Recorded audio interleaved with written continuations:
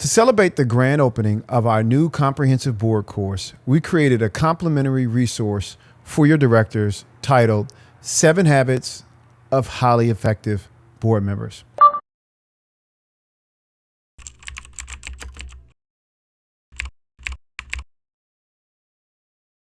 To make sure you don't miss any of our new content, make sure you subscribe to our new YouTube channel, CreditUnion.Training.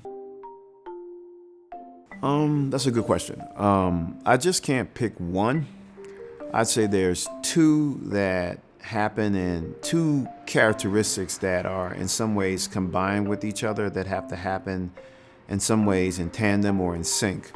One is self-awareness, both in the board and in the C-suite.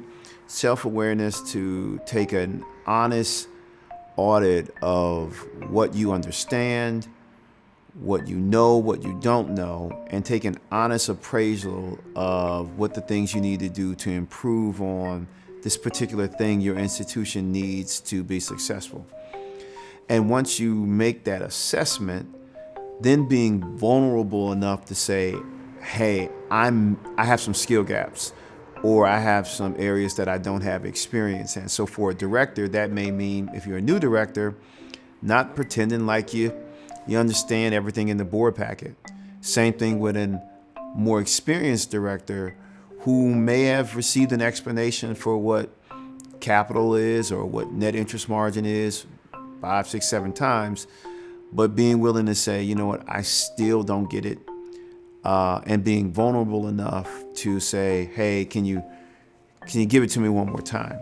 What those two things do for an institution's culture, it creates an openness whereby individuals aren't afraid to take risks.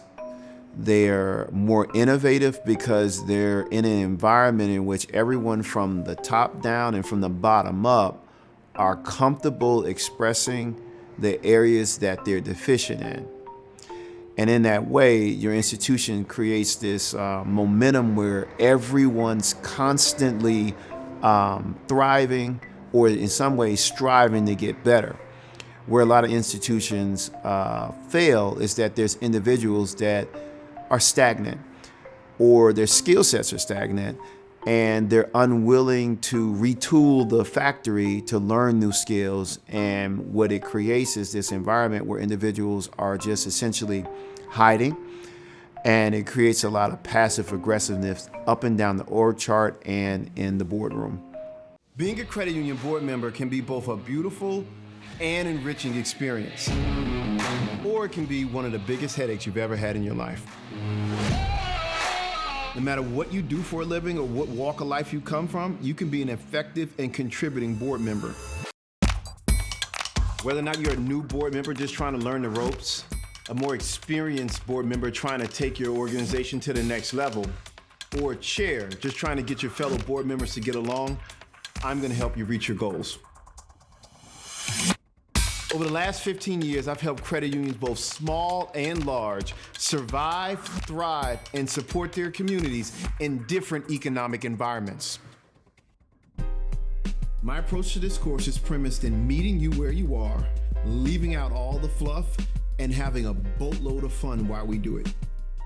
In this course, we're going to address the fundamentals, but we'll also do a deep dive into the most commonly asked questions by directors. From strategic planning to CEO compensation, to making sure that you have a good understanding of all those ratios that are in your board packet.